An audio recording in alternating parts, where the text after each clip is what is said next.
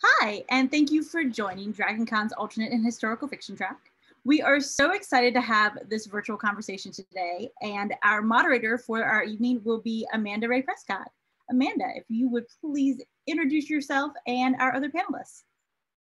No problem. All right. Hello, everyone. My name is Amanda Ray Prescott. I'm a freelance journalist specializing in covering period dramas, UK television, Doctor Who, all sorts of fun stuff. My main outlets are Den of Geek and GBH Drama Club. I'm so excited to be here with my fellow DragonCon folks talking about modern, diverse period dramas and historical alternate fiction track. Yay! I want to have my fellow panelists introduce themselves in order. We're going to go clockwise. So first will be Emily, and then Liz, then Christian. Emily, you can start the introduction. Okay. Hi, I'm Emily Myers-Scoff. I am a LARPer and costumer, and I mostly specialize in late Victorian, sort of historical and costuming kind of things. Hi, I am Liz Carpenter. I'm the co-director of the alternate and historical fiction track, and I am only here today because I just happen to watch a lot of TV, and I'm excited to be a part of the conversation. Hi, my name is Christian O. I am the executive director of two different film festivals here in the Washington, D.C. metropolitan area, DC Shorts and the DC Asian Pacific American Film Festival. Yeah, I'm excited to be here at DragonCon's virtual panel and very excited to discuss the diversity in historical dramas that have been coming out lately through the various different channels. So. My first question to all of you is how do you define a diverse historical drama or alternate history drama? Ladies first. Okay, I'm gonna start a stab off. So one of the things I fall in like two camps. I love the authentic where the story is, say it's Asian American and the cast is Asian American and you see that like totally being represented through the story. But I also really love it when it's like a crazy mashup and you're like, oh, it's Sherlock Holmes, but like this is way better than like old school Sherlock Holmes. Let's do this. So I also like it when they take chances and they throw the best actor for the role, whether it's the correct race or not. I like diversity in period dramas. So like instead of just watching the same story, the same, white couple get together story, I like to watch a really like diverse group of it. So I tend to like things to be more historical, but I also tend to like to watch not just Western history, if that makes sense. So kind of like it. I kind of like that way. For me, I love when there's a reimagination of a story or of a drama. I'm a dreamer, as you can see by my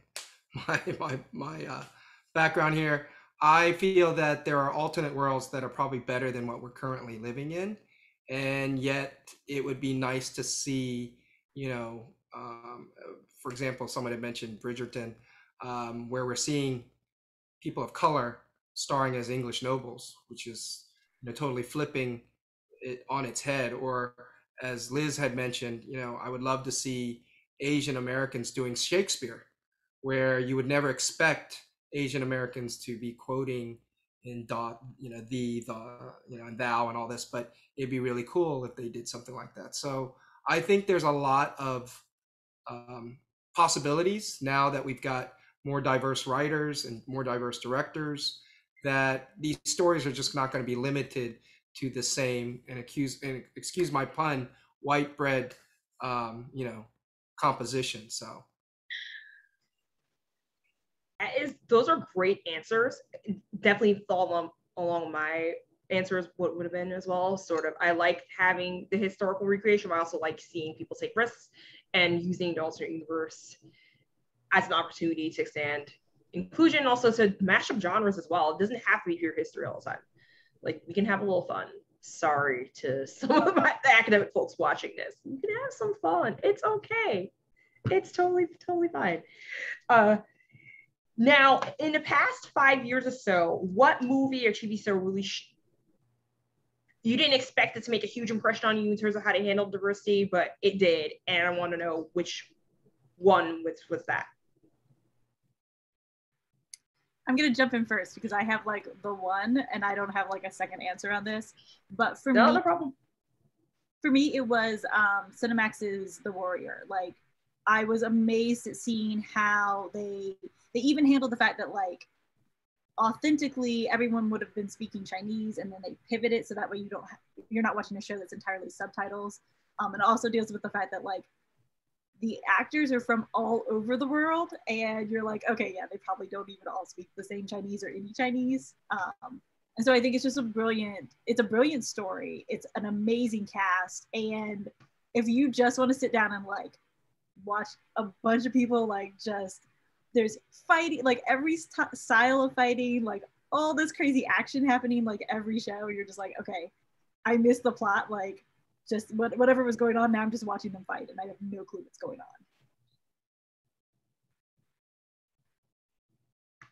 on. I'm gonna go next. I agree with Liz. I have watched Warrior. I have some connections to that show, and it's been a breath of fresh air. It was actually a show that was on its last leg, and on originally being on Showtime, and then there was a huge push, social media and everything, to keep it going, and so it's continuing with another season. So I'm very excited about that. But for me, Netflix has been really, really, what I would say, they've done a really good job promoting a lot of shows that are not from the United States. And what I mean by that is you've got your Korean K-dramas, I've seen Thai stuff, I've seen Vietnamese stuff, South Asian stuff. And a lot of times these dramas do try to think outside of the box. There's one that a lot of people may know if you're in the K-drama circles or the K-pop circles, and that is Mr. Sunshine. And that one really took a lot of historical events and gave it the spin of not just the Japanese perspective and the Korean perspective and the US perspective, but because the main characters are Korean, you see this interplay and exchange between the main characters with all the other diverse characters that are in the show. So I really feel that it was one of the first things, and that was in 2018 that it came out, and it had one of the highest average ratings for not only in Korea, but on Netflix as well. It's still one of the most popular K-dramas out there. That being said, I think it opened the doors for Netflix to start taking chances, with shows such as Bridgerton and other things that are out there on Netflix. And we'll probably get into a bunch of the other ones, but it's just amazing how the focus and then even the economics behind it have also changed. Because let's face it, any studio, any TV station, any movie production company, it's all about the bottom line.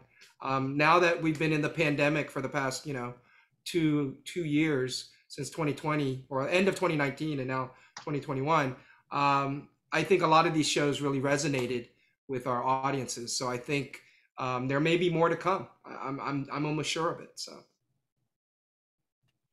I really liked Bridgerton. I really liked Bridgerton because nothing felt very heavy-handed. How do I put this? Nobody made an excuse. So you could have said, oh, well, Simon must be white because, he's a English noble. No, they gave a reason for him not to be. And that just blows every other excuse out of the water. You can say, we're going to make a tweak to, our fictitious story to be diverse. You have literally no excuse to not be diverse. I really liked that. I thought it was really empowering as a storyteller for when somebody's like, oh, well, this isn't historically accurate. And you're like, please, yes, it is, because I said so. I really liked that about it. I have probably 6 different answers, but I want you to throw out something different that people may not have seen unfortunately, because it might be paywalled. On PBS last year, there was a miniseries called Beecham House that aired. It's actually from Gurinder Chadha's production company. She was kind of involved in writing. It was basically about India before the partition. And although the lead actor is white, he has a he has a biracial son and his in-laws are all Indian. So you get the perspective of a lot of the Indian characters. And of course, there's all differences in class, there's differences in, ethnicity, whatever, but it's also what India was like pre-British and French colonialism, which is really fascinating on screen. It is very rare to get anything out of the UK involving India that has, it's not about Raj, not about how great it was or how crappy it was. I mean, of course, a lot of both, perspectives. But yeah, it was definitely obvious that it wasn't just trying to prop up the empire. I was really, really impressed with it. Unfortunately, of course, sometimes the best stuff gets canceled too early. And of course, now with the pandemic, I feel it would have been really impossible for them to continue filming anyway. So yeah, that's a good one to watch. It might be on Amazon for free at this point. I'm not sure on that, but definitely on PBS's streaming services. But they call it Passport, and then Masterpiece on Amazon. Same thing, basically. That was one that really impressed me, besides Bridgerton. No, now, since we brought... Amanda, yeah, I just have to add that you're right. I mean, it was a great, what I would say, package, 6-part episodes to show things from the Indian perspective, because there's been a long history between India and of course UK, so Great Britain, and it was great to see from that perspective. So I totally agree with you on that. So wow, somebody else has actually seen Beach House. I'm excited! Yay! Finally, because I've done so many of these and I'm like, no, how can no one see this? Awesome. Now, speaking of Bridgerton, because although there was another panel on this, check it out on DragonCon's YouTube page. I'm curious, do you believe that Bridgerton is the be-all and end-all in terms of diverse period dramas, or what could the show improve in future seasons? I mean, it could have a more diverse cast. Like, let's be honest. It is most certainly not the end-all be-all of diverse period dramas. I think it is I feel like they cracked the door open. They showed people the door's there, and look, we've opened it a little bit. Now you can come in, and I'm really excited to see what comes because of it. Because, like you said, people are more willing to take risks now, and that's just very exciting. I also love that they tied back into the history, like they embraced who Queen Charlotte was, and yes. honestly, like a lot of us didn't know that, so it was great to like have our eyes open like that. I am intrigued to see where they're going to go now that the Duke is no longer part of the story, that they move towards her brother. Are we going to keep having our diversity, like having those opportunities for diversity, or are they going to kind of lean towards more like traditional casting, which would be disappointing at this point? For me, because it's a Shonda Rhimes project, and if you know Shonda Rhimes, she was the main showrunner for Scandal, which was a show that I loved watching in regards, and this was prior to Trump and prior to the election, but being able to see presidential intricacies. So when I'm excited about Bridgerton, number one, she really sold the sort of the interplay of the relationships and I don't want to label it, but I remember back in the day when I used to watch with my girlfriend at the time, Gossip Girl. So it had a very Gossip Girl sort of feel. But I feel like the way that the costuming, because Emily, I'm sure you love that. The costuming is incredible. The hairstyles, the makeup, it's very colorful. When I mean not just in terms of diversity, but also the colors portrayed and the cinematography. To have dark-skinned Black women in these leading roles, I'm just like blown away.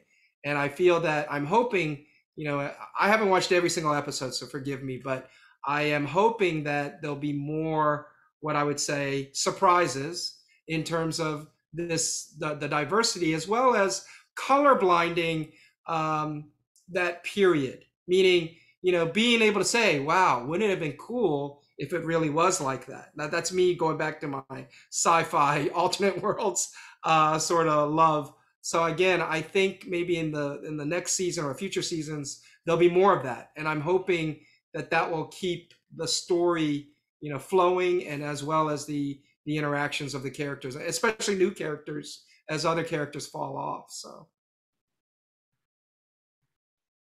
I love all your answers because I was in the pretty much say the same thing. I feel like it's the start of something. I'm not sure if but what's going to be interesting to see in the next couple of years, to see productions leap off of that idea.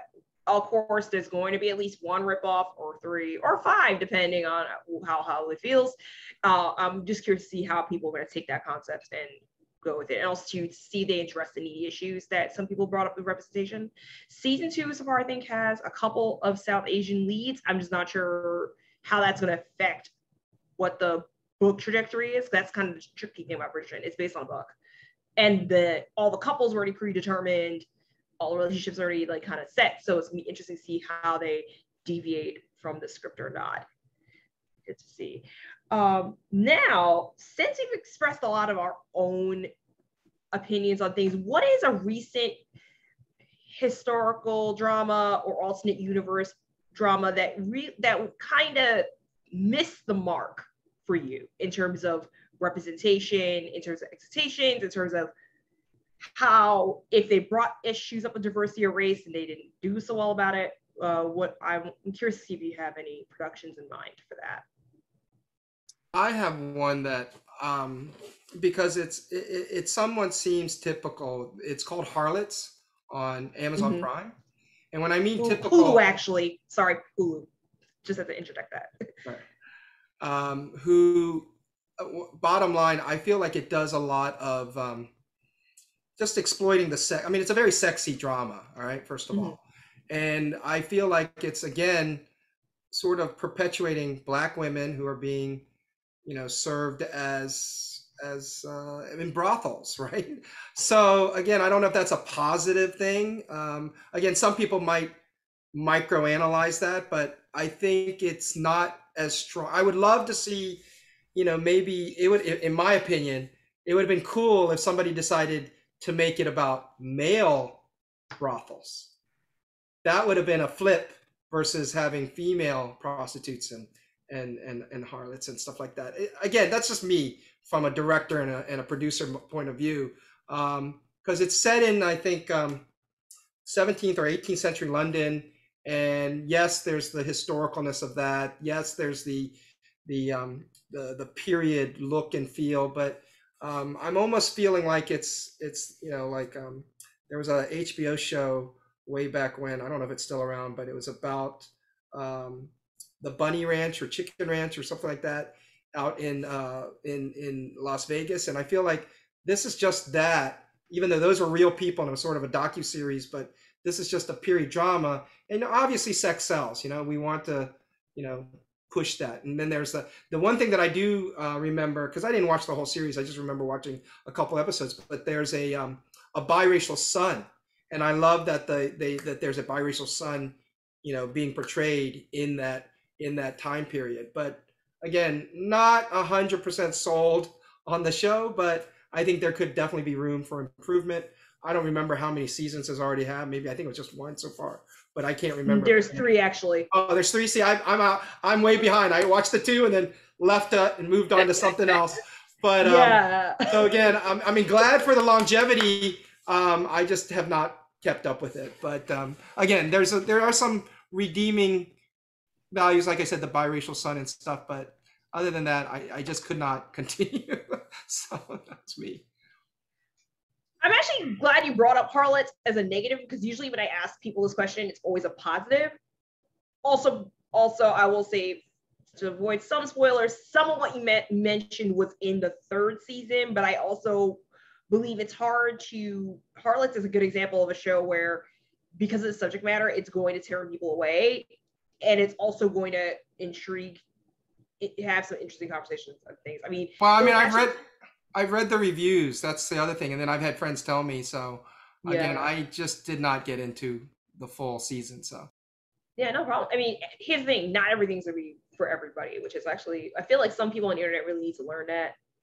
like just, if you don't like it, just quit it and move on.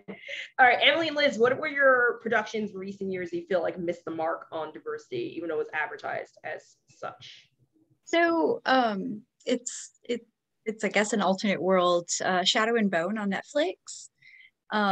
It started out where it sounded like it was going to talk about like racial issues in a fictitious world, which, as you know, as a LARPer, I'm all about. I think that's one of the healthiest ways to sort of like get into understanding diversity and inclusion. And so they started out really strong with, oh, you know, our main character, she's you know, being turned away because of her race, and then they just dropped it. And I was really upset by that, because I wanted to see more of that. I wanted to see it expressed in a fictitious world, where you can play more with it and get more points across without people realizing that they're learning. So I was really disappointed by that. Otherwise, the show was amazing, but I was just, yeah, disappointed. And the costuming was great. Very, very Eastern European, World War I. It was great. But that's mine. I think I've been really lucky in that I curate like what I watch now pretty heavily, but I will say, and this is just like an old bitterness, is almost all of like the video game turned movies that came out, like Prince of Persia is like my lowest bar of like, you guys didn't even try. There's like not even like the background characters. I hate you all.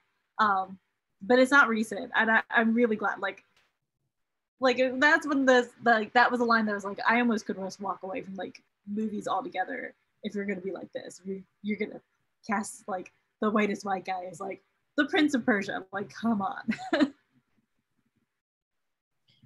For me, I have two of them, which is kind of okay. First, I don't know, has anybody seen The Spanish Princess on Stars? Yet. The show has a lot of flaws.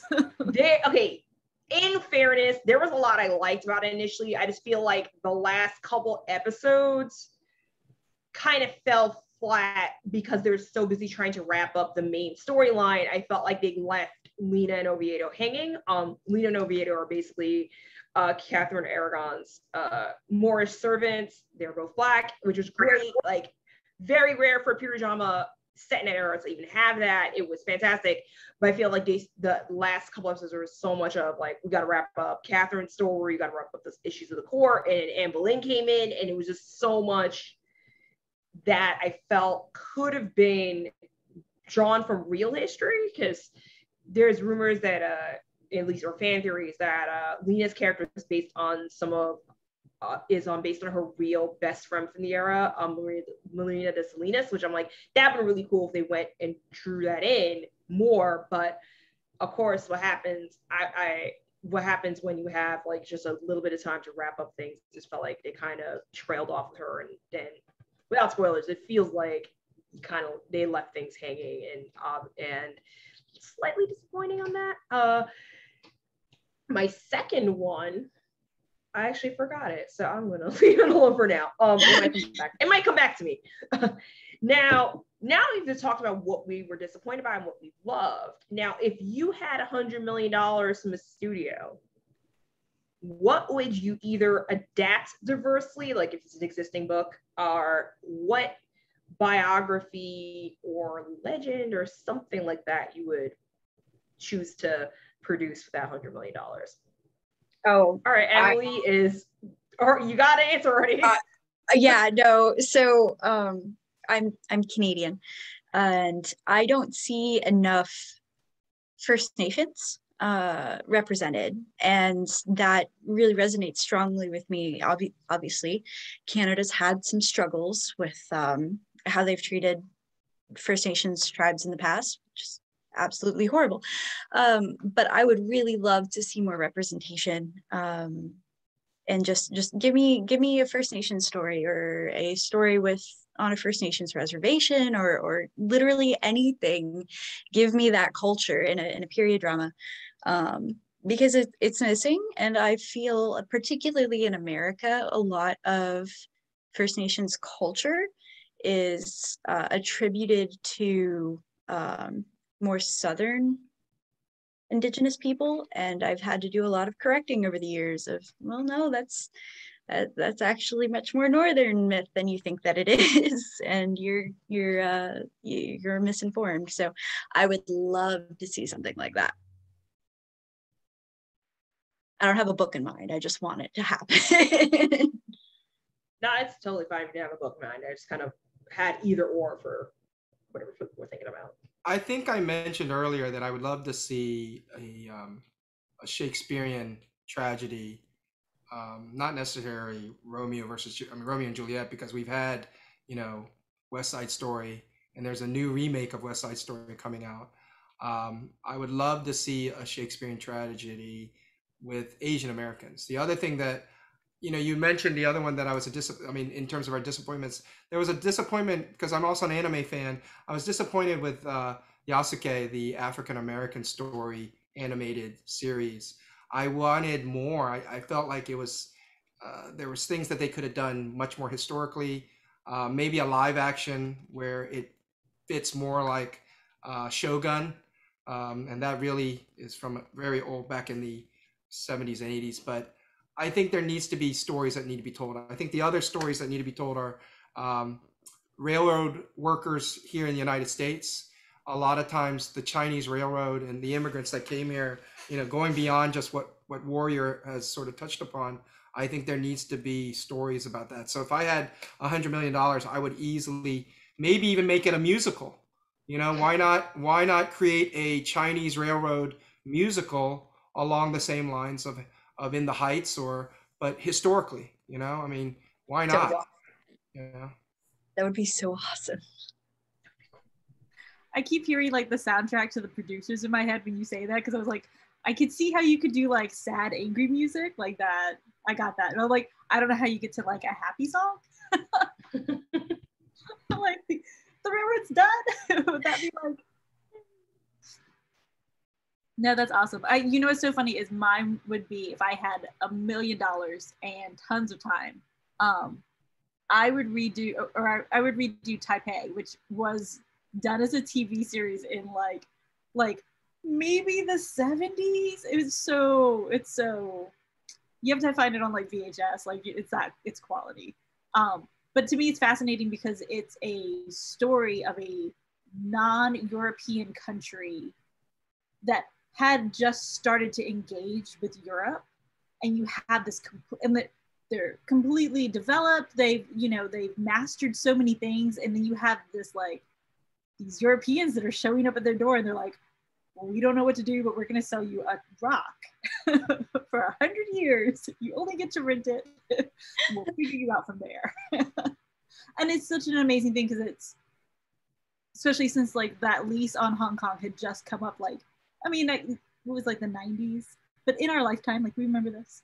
You're like, oh, here's the conclusion to that story, and oh my God, it's crazy. None of this worked out the way that like you would have thought from like reading Taipei and seeing like that lease go down. And you're like, we'll see how that turns out. Oh, it turned out insane.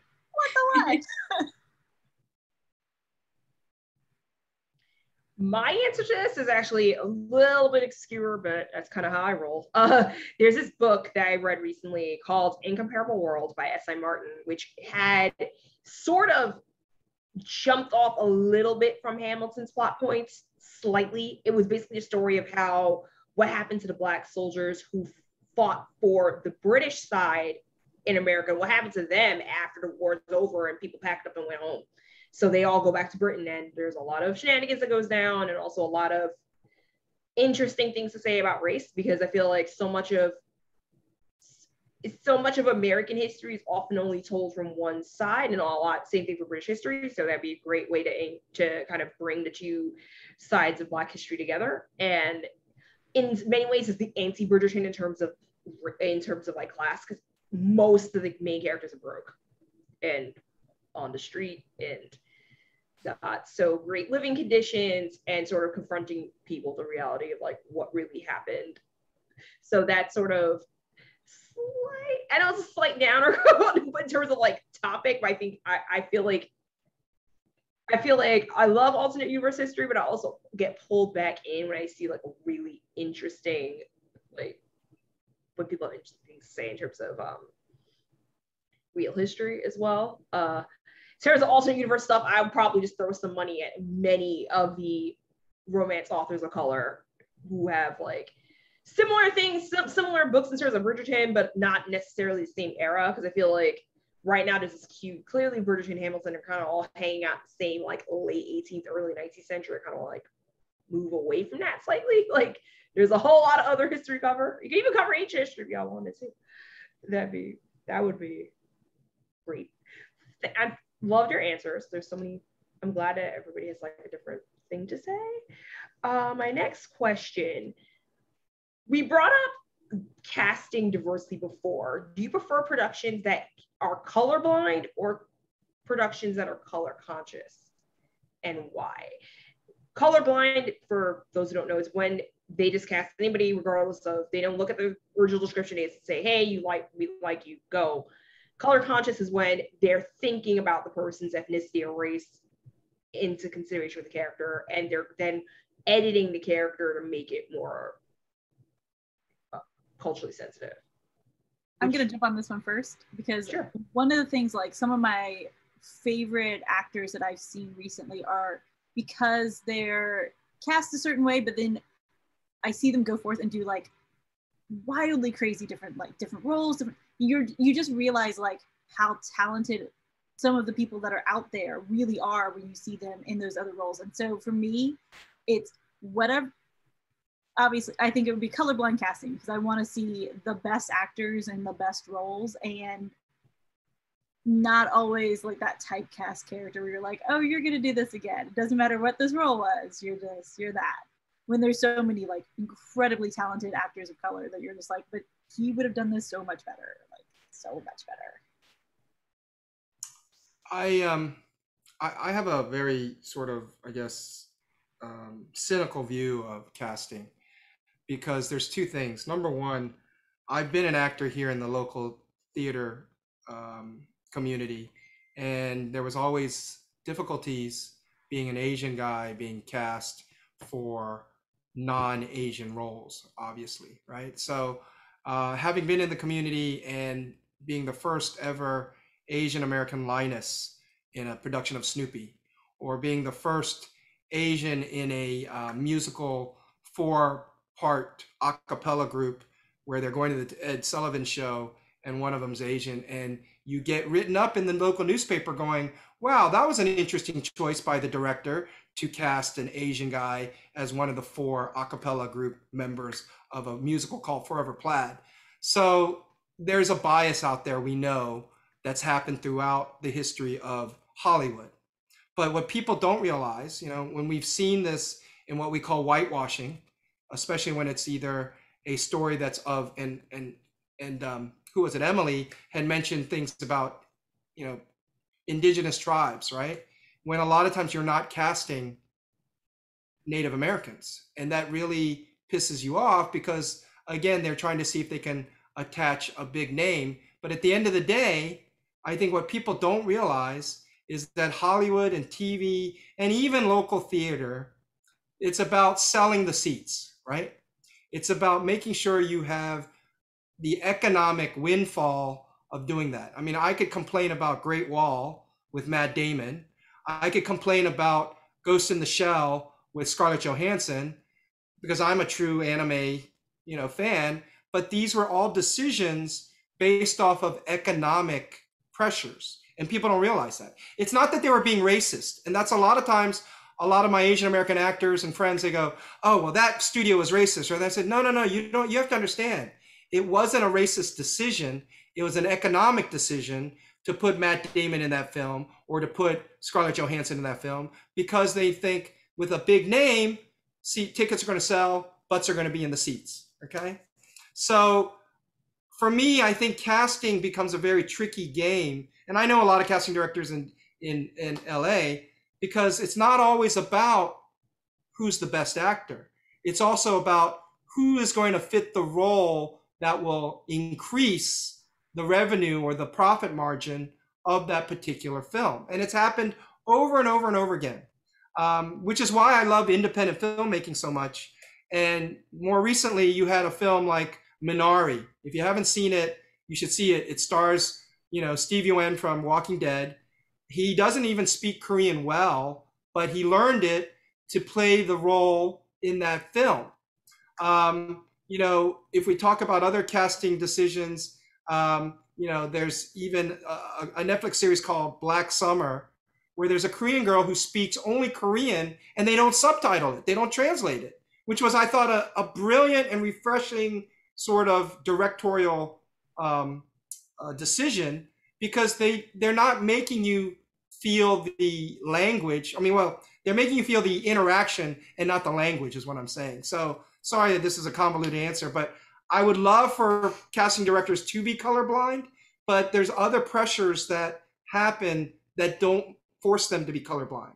They have to do things based off of the role, based off of the production company, based off of money. And unfortunately, a lot of times money will dictate how certain casting decisions are made. So. No, there's a lot of truth to that. I mean, it's unfortunate, like, right? It's kind of like, can we fix the industry, but also we need to fix probably like all of society too. Then it'll work. So I prefer color conscious. I understand I am a white girl here in this conversation, but I haven't been exposed to as many cultures as I'd like to be, and I can try. But if you're going to plop a person of color into a role and not respect any cultural things that need to be added to it, I'm not going to learn anything. I'm just going to see a dark-skinned white person, and that's what I'm going to learn. And so I don't want that. I don't want that for, you know, my young sisters. They need to see representation in its truest form. And I also think that colorblind can be a little bit hurtful. My best friend's Hawaiian, and my whole life I thought Hawaiians look like a stereotypical Korean girl, because a lot of the marketing from the 50s had Korean women standing in wearing, you know, your grass skirts and coconut bras. And so that's what I thought a Hawaiian looked like. And so I didn't know for 2 years that he was Native Hawaiian until he was like, why do you think I got such big thighs? I'm like, wasn't checking out your thighs, but okay. So I think that the colorblind can actually be a little bit hurtful, and it can take it away from the people who are maybe underrepresented, like Native Hawaiians. So that's my thoughts on it. I'm curious how, because a lot of my experiences from me with historical fiction are from a lot of the UK TV shows. Do you see a difference between the way America handles this topic and versus England versus elsewhere? I'm just curious before I give my answer to the first question. Oh yeah, no, absolutely.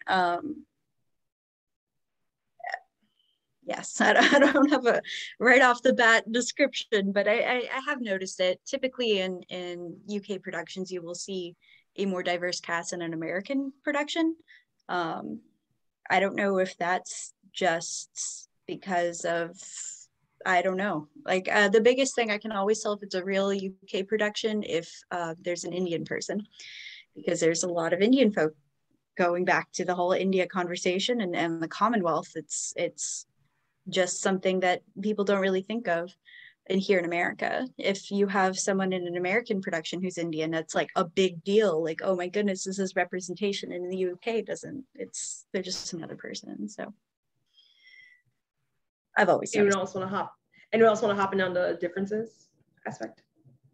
I mean, I agree with Emily. Like, I think that you do see it's very, yeah, everything's very different. And that, like she was saying, like in the UK, you're like, no, this is how we are. So this is this is normal. Like, why this wouldn't be weird. This is every day. And here you do find like, sometimes, especially like, I feel like more in like the sitcom comedy world, like you have like, you're like, oh, you're really, okay, you're playing to that. That's fine. I'm out. I think the biggest thing is that, you know, and Emily pointed this out, we don't fully understand and embrace all the cultural differences that are out there. I mean, there's definitely differences between the UK and the United States, Canada and USA, Mexico and USA. And a lot of times those differences either get undervalued or underplayed, and we don't really know. And so I feel like a lot of times people are not educated in regards to those differences. I mean, here's a perfect example. The Asian American community is so different from the Hispanic community or the African American community or the Jewish community. And I'll tell you why. One, With Hispanics, you could be from Puerto Rico or you could be from Mexico. You can hate each other, but you can still talk in the same language. With African Americans, we are, for the friends that I know anyway, they're connected by their color and their historical suffrage of the discrimination and racism and prejudices that they've suffered, not only from historical times of slavery, but in the United States over the past, 20, 30 years easily. But with Asian Americans, it's different, because with Jewish Americans, you could be from Israel or you could be from, let's say the Bronx, and you're still tied because of the Holocaust and the historical suffrage of Jews. But Asian Americans, we don't have that. We hated each other. We've killed each other. We've occupied each other. We don't speak the same language. We don't have these historical suffrages that we can relate to each other. So because of the various differences between a Vietnamese, a Chinese, Hong Kong, Taiwanese, Korean, Japanese, it's hard to come together. Even within the recent AAPI hate, all the hate crimes that have happening, it's still hard to bring us all together. And I think if we look at these differences and be educated, politicians make that same mistake. Marketing and advertising companies, they think all Asians are alike. That's not true. And so it really makes it hard. And so when it goes to casting or diversity casting, they think, we can just put a Japanese person in that Asian role. That's not always correct. Or we'll put a Korean person, as Emily pointed out, for the historical Hawaii, history. That's not, there were a lot of Koreans that did immigrate to Hawaii, say did Japanese and even Chinese, but again, they're all different. And a lot of times they don't see those differences. And it just pisses me off that a lot of times Hollywood or the casting or they don't understand those differences. They just assume automatically, oh yeah, we'll just put any Asian person in there. And that's not right. It just doesn't work that way. I think that was the thing that blew my mind the most about Mortal Kombat, like the new Mortal Kombat, was that they had it was supposed to be like he was Japanese and the other character was like Chinese, and they were talking to each other. And I was like, funny story, my great grandparents were both Chinese. One spoke Mandarin, one spoke Cantonese. And as a result, they spoke English in their house. Like my grandparents spoke English because there was no commonality between Cantonese and Mandarin. Mm-hmm. So Japanese and Chinese, there's no way. Like, how are these people talking to each other? My husband's like, why are you so obsessed with this? I'm like, no, they don't. This is not a thing. Like, unless they're both reading the subtitles. Right. They don't get it. They don't get it. But that's just like a weird, like, we know because we're Asian and we're like, yeah, no, I could walk into the wrong kind of restaurant and speak my very butchered Mandarin, and they're like, yeah, we don't understand you at all. Just use English. We brought up theater before. I'm actually curious. Actually, I should answer the question I posed. I noticed some things in the UK productions too, but I also noticed how far fewer of certain minorities they have over there. Like, oddly enough, despite certain productions like Bridgerton, there's actually far fewer Black people over there than here. You do see more South Asians. You don't see as many East Asian folks. And of course, because of the history, you never see anyone from Latin America or South America ever. Like, just the patterns of immigration. Yeah, you see, if you were seeing more times than not, it's either the Caribbean or Africa, not Latin America, or none of the Spanish and Portuguese speakers usually get represented there. But yeah, you can always tell that it's a completely different take on things. And of course, they have their own issues. Like, for example, there's no such thing as Tyler Perry in the UK. Like, all the decisions get run by the white people. And a lot of times, the diverse productions are probably partially financed by America, like Bridgerton, for example. Netflix is kicking in some serious cash there to make sure that things happen a certain way. Amanda, now, you bring up a great point. There's a lot of government involvement and interference, if you want to call it interference, that happens in productions in other countries. Also, if we look at East Asia, China and Korea, there are cultural ministers that monitor what's being produced. So you've got to be aware. Japan's not as bad, but Korea and China, there are cultural ministers that will basically X something if they're not following certain conformities. And then I don't even want to bring up this other can of worms. This is probably for another panel. But then there's also the cultural appropriation of things, right? Not only of African American culture, but Jewish American culture or other things that sometimes get exaggerated by other countries. And again, that's a totally different topic, but bear in mind that can also affect the way some shows are sort of greenlit, so will it get better? I don't know. I mean, like you said, Netflix is throwing a lot of money, so maybe there's more creative, what I would call flexibility, and then hopefully those who are making these out of the box type of creative decisions, it'll continue to foster that, and we'll have more Bridgertons. And again, we don't want copycats, but we want things that are definitely outside of the box. So. We brought up theater a while back. Oh, did you want to say something, Liz? Oh, I was going to say, in Canada, oh no, you're good. So in Canada, we actually have laws about how much Canadian content has to be on TV. Americans, so much cultural media comes from America that Americans don't really realize how it can completely overtake another country. So we have laws that say, oh, X amount of, I think it's like 70% of your content on any channel has to be Canadian. And of course, we get Canadian pickers, or, like the American shows just done in Canada. We get that a lot, but it's important. So it's bad in how it can kind of undiversify things, but it's also important to preserve your culture, especially when it's being pushed out. So I just wanted to say that. I'm glad you brought Canada, because there's one show that I just popped up in my head, and with an E. That's actually why And with an E got canceled, because Netflix did not want to play along with this CBC. Mm-hmm. I'm sure. I mean, I loved it too, but I'm like, why couldn't you guys make an agreement? Like, it was, because for people, that show was it's so good. I mean, I'm not from Nova Scotia or PEI or anything, but watching it just made it reminded me so much of my grandparents. So like that's some good Canadian stuff right there. Go ahead. Definitely. What I loved about And with an E too is that you never see Black Canadians ever. So I was like, wow, you actually remembered we existed in Canada. Fantastic. And Sebastian came from the same country my grandparents did. So I was like, oh my gosh, like that's amazing. So yeah, I was like, this is a whole, and of course the season 3 had a plot regarding the treatment of Indigenous people in the residential schools. That strangely even more relevant now than when it originally aired on Netflix because of the recent news. So I wish we had more seasons. Maybe we should throw some of that 100 million at that. Done. Sure. Done. More.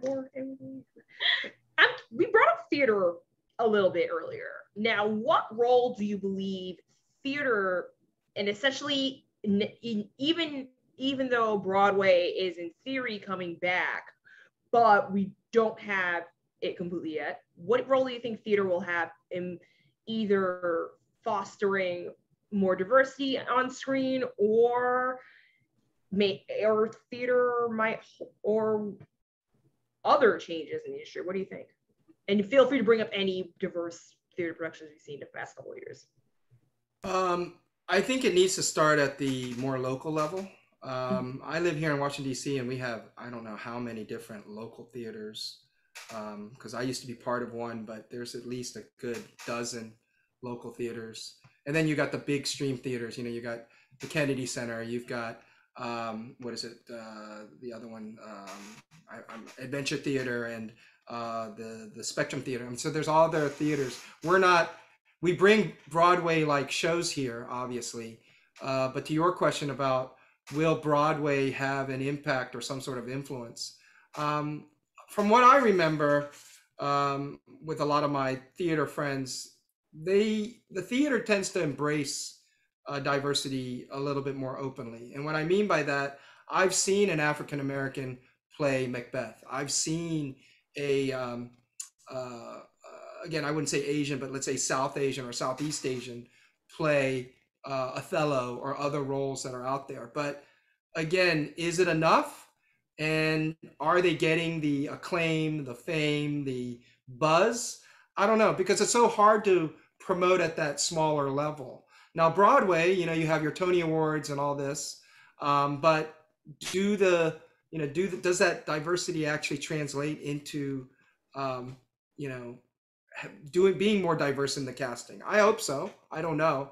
I haven't really. I mean, Hamilton is just one show that went from being a theater show to becoming a film on Disney Plus, right?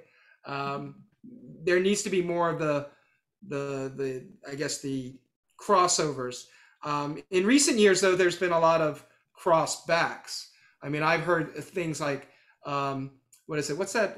Spider-Man became a musical based off of the movie. What's the one that was? Why am I blanking on it? Mean Girls. Huh? Mean Girls killed me a little. Like Mean Girls and what was the one where the girl goes to college? I forgot the name of that. Right, it's because the lawyer. Shoot. What was Legally that? Blonde? Yes. Oh, yeah, Legally There we Blonde. go. Right. It's Yeah. a musical now, right? Like it's Right. so weird. It was Yeah, a I mean, musical to begin with. I mean, But I'm just saying it's interesting how there's been this crossback and crossovers. But are they casting in a diverse perspective? I don't know. And I don't know what it's going to be. I think we know that TV and film tend to have the majority of influence.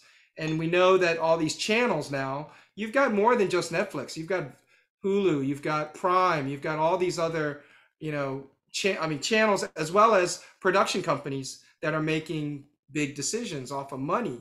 I mean, just recently, what was at the Oscars, there were a lot, and also the Emmys. There's been so many shows that have been nominated that were produced in-house, like Apple with Ted Lasso and these other shows. So I don't know. I think Broadway still has a long way to go to sort of flex its muscle, but I don't think it's there to really be a huge, what I would call influencer. So I think what Broadway is good about, and what the traveling shows for Broadway is really good about, is that they take an idea that's starting and then they help it reach like more parts of the country and they on a very intimate and personal level. Like I am a very old Atlantean, and so I used to work at the Fox when The Color Purple would come through for the first time, or when Dreamgirls started coming through, and seeing how audiences would take like what they were seeing on stage and like the messages they were hearing and like really like be energized by it. And so I think that when it comes to great storytelling and getting the idea of not like these Eurocentric stories, like we can do bigger stories, bring bigger voices, that's where the theater is really excelling at. Like they do that and they make it normal for everyone. Whereas I think that there's still like you said, casting is such an interesting and unusual, flawed beast where you're like, they want to cast the best person for the role, but they also want to make sure they make money. So they hedge their bets and you get like Ben Affleck and like 18,000 things again. And you're like, okay, great. Even on stage, you see like Hollywood heavy hitters. And you're like, oh, okay, he's doing this because what? So you have to, the good with bad. I'm not as involved with theater, but I've always felt that, particularly on a local level, like you're working with what you got. And so like I live in Northwest Georgia, and we have one theater, and there is no way that you could possibly cast by race because you just don't have that option.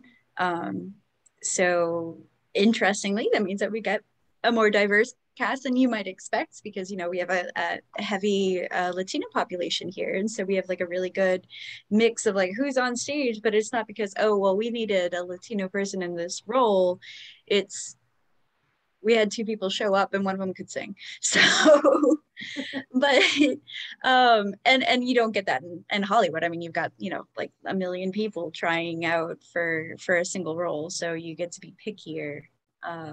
But it does expose people to, at least on a local level, like the idea of, I'm telling a story. These people are the actors. They are the props. They are not they are not the story, they are just acting out the story. So I think that there's a big difference between a story and like, how do I put it, the paint that's over it.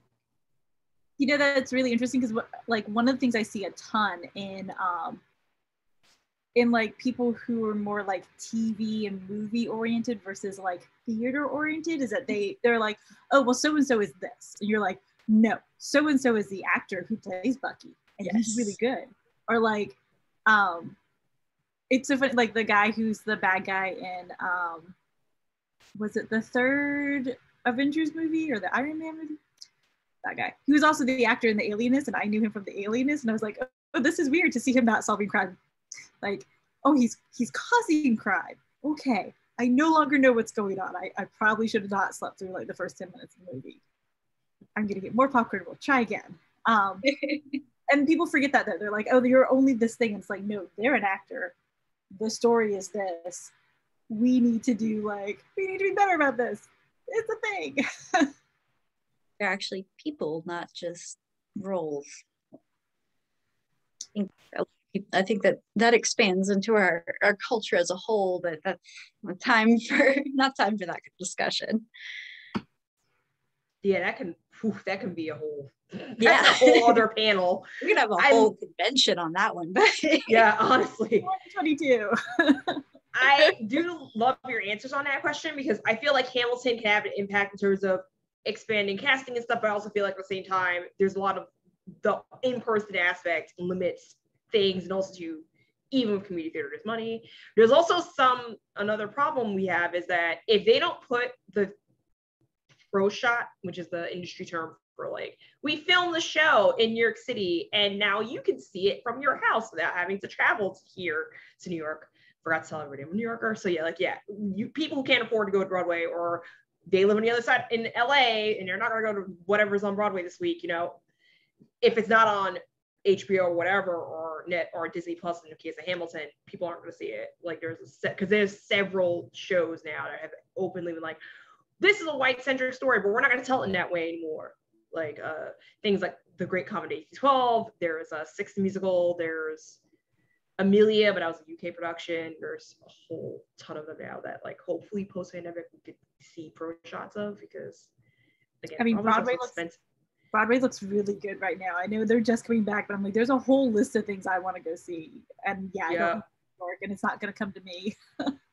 I mean, I think there also needs to be a curbing of Broadway shows being turned into movies. I mean, let's talk about the miserableness of Cats. There was a lot of people who and then the critics just tore it up. And, you know, yeah, there was a diverse cast, but it was just bad. I mean, regardless of the singers and the talent, it wasn't received kindly. It wasn't received kindly. So all I'm saying is maybe what Hollywood needs to do, and also Broadway needs to take a firmer stance, is that we're not going to go straight to a movie version of this show, right? Let's keep it on Broadway for longer, is my point. So. But I mean, that's got to be why we never got Wicked. Like Chicago, the movie was amazing and like one of my favorites. But I personally like the original. I mean, actually seeing it in person, Chicago. So, I mean, again, coming from the theater world, I mean, like, for example, 42nd Street, Cats, I saw that, you know, live. I saw Chicago live. I mean, these musicals, because it's a different breed of actor. A lot of people don't realize how hard it is to memorize lines and songs and dance moves and everything within a short period of time. It's not like take one, take two, take three. I mean, it's not like that. So you got to give respect to the actors that put in this type of immense memorization and work and pull it off. I mean, yeah, you can have a bad night, you can have a great night. Me as an actor, having done that, you know, it's not easy. And so I think I look at it from a different perspective than the average film goer who's like, oh, it's a musical. Oh, you know, yeah, but it's not like the musical that when you are sitting in that seat for an hour and a half or 2 hours and going, wow, she just hit those notes, or wow, she just killed those dance moves, you know, plus she had to emote, meaning show emotion. It's a different experience. And that's why I think we need to keep theater in theater and back to your original question, Amanda, you know, I don't know what kind of strength or power moves they have for theater to really make what I call cultural change. It's hard. It's really hard. So It is hard. By the way, Liz, speaking of the Wicked movie, supposedly it's actually a thing now. But I'm like, they claim that then COVID happened. So I don't know. Like, I need to see a trailer before I believe it. Like, I need to see, like, the trailer. That's what Christian's right, though. Like, the lady who starred in the original Wicked, whose name escapes me, and she was so talented, and, like, her vocal range, like, when she belts out Defying Gravity, you're like, okay, nobody else could Idina Menzel. Yeah. AKA Elsa from... She's Elsa, yeah. Yeah. She's so good. And that's where, like, but no, I don't believe it. Until I see it, I don't believe it. Unless it's Idina Menzel, I'm not going to watch it. But I'll give her all the money. Yeah, I'll just like pretty much. But I feel like we're almost out of time, so I want to get one closing question to this amazing conversation, because I'm sure we're going to be here for another 2 hours talking about this. What future projects that are diverse and alternate universe that you are excited about? I really want to see Gentleman Jack season 2. It's filming. It's filming. They had to stop, but oh my God, like as a member of the LGBTQ plus community, oh my God, that show. So I want it. I wish the cast was a little bit more like racially diverse, but like give me my lesbian period dramas, please. Like I just want to see like Anne and Anne, like frosty and fighting, and how different they're like. Oh, like I was right up there with like Good Omens season 2. Like I did not realize how much I needed that in my life. I was a book reader, and I absolutely love where they took those characters. I do wish, though, again, like I wish it had been a little. I love the actors that got cast, but I wish that there were more and that some of the characters were different. I honestly really miss my biker gang as the other horsemen of the apocalypse. I was like, I really wanted them, and I wanted them to be like British, but yet biker and scuzzy. And you're just like, oh, this could have been great. So maybe season 2. Good Omens. For me, Liz already mentioned it. You know, I would love an additional to the season that's being shot right now or finished shooting. Warrior, obviously, but there was a show that a lot of people. There was mixed feelings on. It was called Hollywood on Netflix, and I loved that first season. And I don't think a second season will happen. But it's a show that really showcased the what if of Hollywood with an Asian American actress. You know, Emily talked about LGBT. I mean, I just loved that retelling of Hollywood history.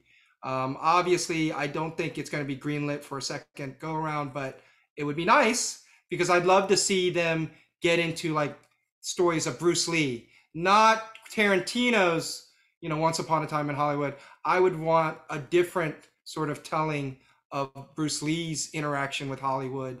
Maybe this time around he's embraced and he becomes a major star. You know, I would love for the writers of Hollywood to do sort of that sort of thinking, or African-American actors or Hispanic actors way before Denzel, way before any of these, you know, in more recent times, if they could focus on that back in the day. And also gender issues, you know? So we'll see. I mean, if they don't do it, I would love for a younger, you know, director or producer to say, I'm going to take it on and I'm going to make it, or make it into a musical version of it all. Who cares?